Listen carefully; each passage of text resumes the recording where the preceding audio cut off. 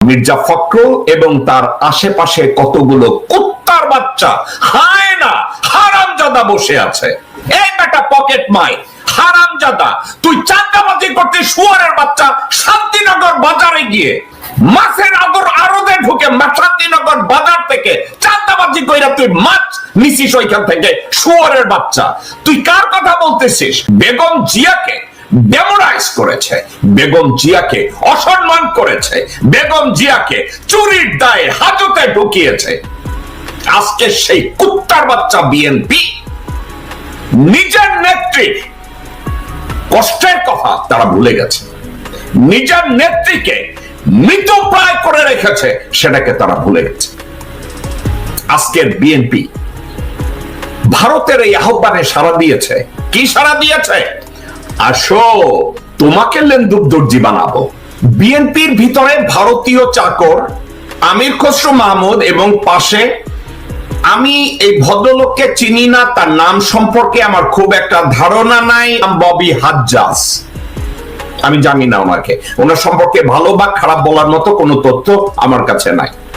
এখন দর্শকবৃন্দ, বাংলাদেশে ভারতের গুরুত্ব এতটাই বেশি, রাজনীতিবিদরা এখন প্ল্যান করছে বাংলাদেশে একটা মন্ত্রণালয় ওপেন করবে, যে মন্ত্রণালয়টার নাম হবে ইন্ডিয়ান মিনিস্ট্রি, এবং পাশে বসে আছে আমির খসরু মাহমুদ, যোগ্য জায়গায় বসে আছে। এবং সেই কথাটা শোনার পরে আমির খসরু মাহমুদ একটু মিচকি হেসে এটাকে সায় দিলেন যে ভারতের সাথে আমাদের সম্পর্ক মধুর। অর্থাৎ আপনাদের মনে আছে আব্দুল মোমেনের কথা, ভারতের সাথে আমাদের সম্পর্ক স্বামী স্ত্রীর মতো। আপনাদের ওই কথা মনে আছে? ভারত আর আমরা রক্তের বন্ধনে আবদ্ধ। হাসান মাহমুদ মনে আছে? তারপরে ওবায়দুল কাদের, এদের কথা মনে আছে? ভারতের সাথে আমাদের সম্পর্ক এত গভীর। এখন রাজনৈতিক আলোচনা হচ্ছে যে ভারতের একটা মিনিস্ট্রি, আমাদের মন্ত্রণালয়টার নাম হবে ভারতীয় মন্ত্রণালয়। দর্শকবৃন্দ, আমি প্রসঙ্গটা পাশ কাটিয়ে গেলাম। তো অ্যান্টোনিও গুটেরেস উনি চলে যাওয়ার পরে একটা জিনিসে সবার মুখে কতগুলো লম্বা লম্বা জোক তৈরি হয়েছে। নির্বাচন চাই, নির্বাচন চাই, নির্বাচন চাই। যারা গত 17 বছরে নির্বাচনের নামে প্রহসন করেছে, কোনদিন বলতে পারে না হাসিনার সামনে গিয়ে দাঁড়িয়ে নির্বাচন চাই, আগে নির্বাচন দিতে হবে, এখন নির্বাচন দিতে হবে, আজ নির্বাচন চাই, জুন মাসে নির্বাচন চাই, এ ধরনের কথা কেউ বলতে পারে না। এখন মির্জা ফখরুল নির্বাচন চায়, আমির খসরু মাহমুদ নির্বাচন চায়, বিএনপি নির্বাচন চায়, সবাই নির্বাচন চায়। এখন এই নির্বাচনের প্রেসক্রিপশনটা কার?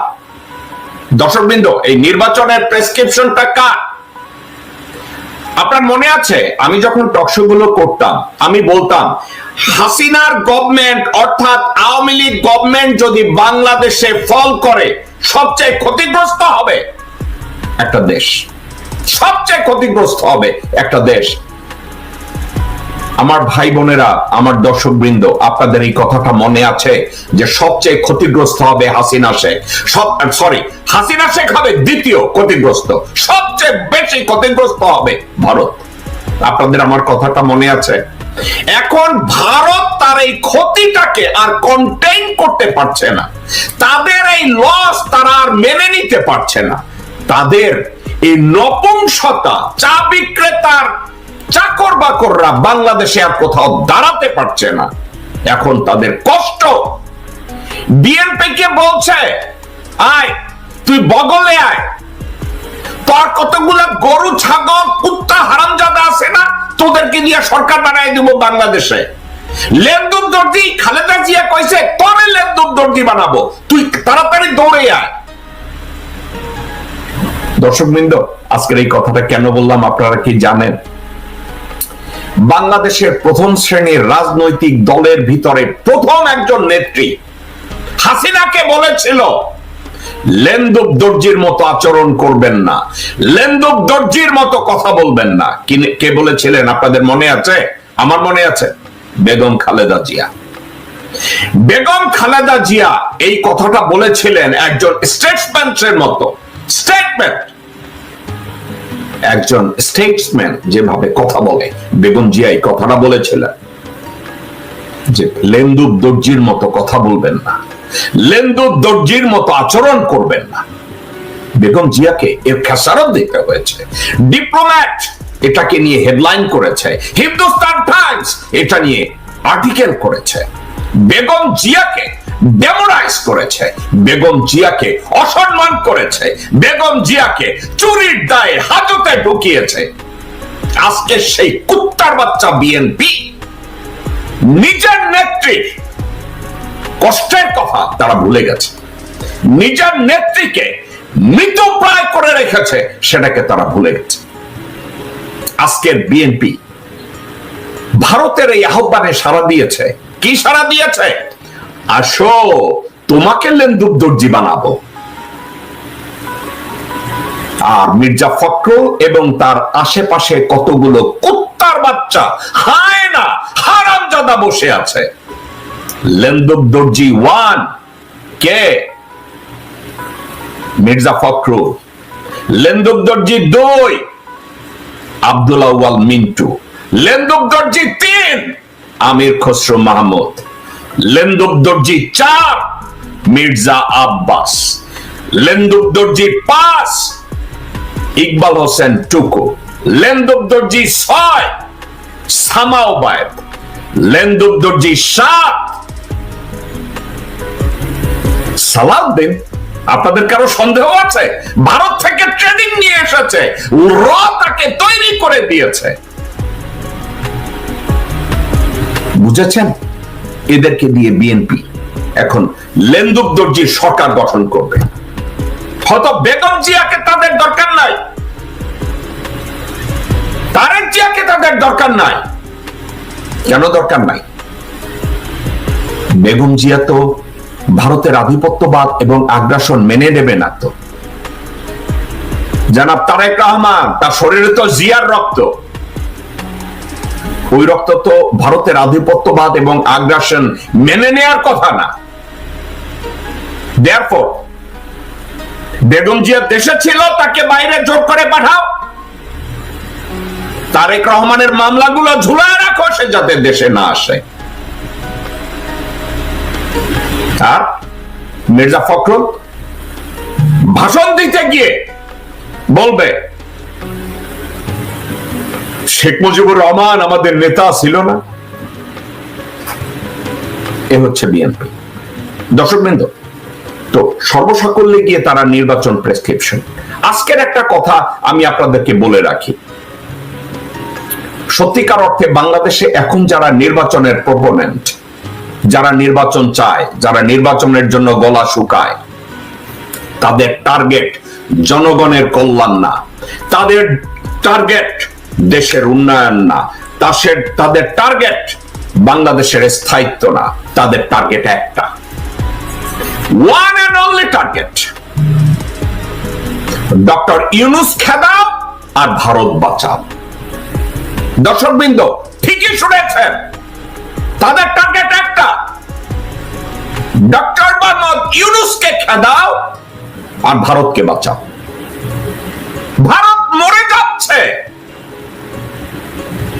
ডক্টর মোহাম্মদ ইউনূসের হাত এত লম্বা, 55,000 বর্গ মাইলের বাইরে গিয়ে ভারতের টুটিটা চেপে ধরছে ডক্টর মোহাম্মদ ইউনূস। কোনো কাজ হচ্ছে না যে বাংলাদেশের মুসলমানরা রোজার মাসে শুধু হিন্দু চাটে, খালি চাটে না, এবার ডক্টর মোহাম্মদ ইউনূসের হাত খান ওদের টুটি পর্যন্ত গিয়ে পৌঁছে। ওই টুটি পর্যন্ত পৌঁছায় ভারত যত ব্যথা পায়, মির্জা ফখরুল তত চিল্লায়। ভারত যত ব্যথা পায়, আমির খসরু তত চিল্লায়।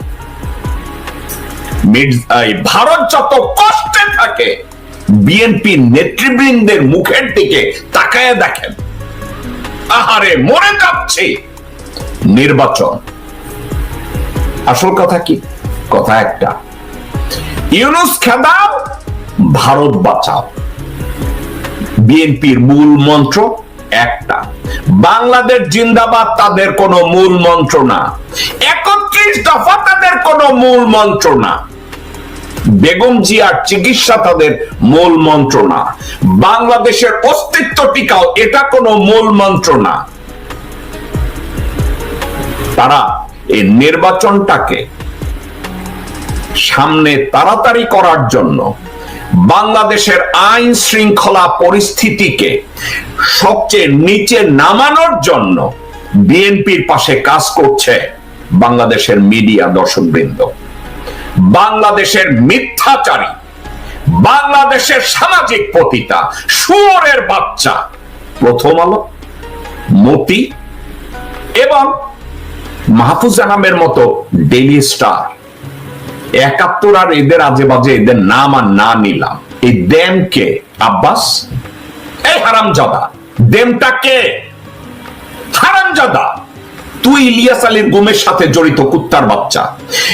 আব্বাস, তুই তোর বউকে আর লোকজনকে বেগম জিয়ার পাশে রাখিয়েছিস খবর আদান প্রদান করার জন্য। কুত্তার বাচ্চা, তুই হাসিনার কাছে গিয়ে খবর দিয়েছিস, তুই রয়ের হয়ে কাজ করেছিস, ইন্ডিয়ান হাই কমিশনে প্রণয় ভার্মার সাথে কুত্তার বাচ্চা একের পর এক তুই মিটিং করেছিস, আর এখন বলছিস তাদের দেয়া রিফর্ম আমরা মেনে নেব না। দর্শকবৃন্দ, এই একটা লোকের জন্য তো আমি বলতে পারি না যে আপনারা বিএনপি কে ভোট দিবেন না। এই একটা কুত্তার বাচ্চার জন্য আমি বলতে পারবো না যে বিএনপি কে ভোট দিবেন না। আমির খসরু মাহমুদের মতো একটা বেশ্যার বাচ্চার জন্য আমি বলবো না যে বিএনপি কে ভোট দিবেন না। আমি বলতে পারবো না। বিএনপি অনেক বড় একটা অর্গানাইজেশন, সেখানে এ ধরনের 2, 4টা 10টা কুত্তার বাচ্চা থাকবে, যেসব কুত্তার বাচ্চারা ভারতীয় স্বার্থ সংরক্ষণ করবে। ভোটের সময় এই মির্জা আব্বাসকে ভোট দিবেন না, এই মির্জা আব্বাসকে আপনারা ভোট দিবেন না। আমির খসরু মাহমুদের মতো ভারতীয় দালাল শুয়োরের বাচ্চা এই বেশ্যাদেরকে আপনি ভোট দিবেন না। মির্জা ফখরুলকে ভোট দিবেন না, সামাওয়াতকে ভোট দিবেন না, ননি রুবিন ফারহানাকে আপনারা ভোট দিবেন না, আব্দুল আউয়াল মিন্টু অথবা তাবিত আউয়াল এদেরকে ভোট দেবেন না।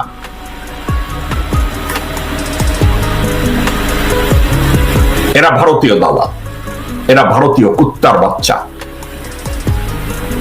গত 53 বছরে যেই রাজনীতিবিদরা দেশের রিফর্ম করতে ব্যর্থ হয়েছে, গত 53-54 বছরে যেই কুত্তার বাচ্চারা বাংলাদেশের একটা ইনফ্রাস্ট্রাকচারকে সঠিক পথে তৈরি করতে ব্যর্থ হয়েছে, সেই কুত্তার বাচ্চারা বলে, মির্জা আব্বাস, তোরে মির্জা তোর পাশার ভিতরে ঢুকানো উচিত চাপ পাইছে। শুয়োরের বাচ্চা, রিফর্ম বানাম জানিস হারামজাদা?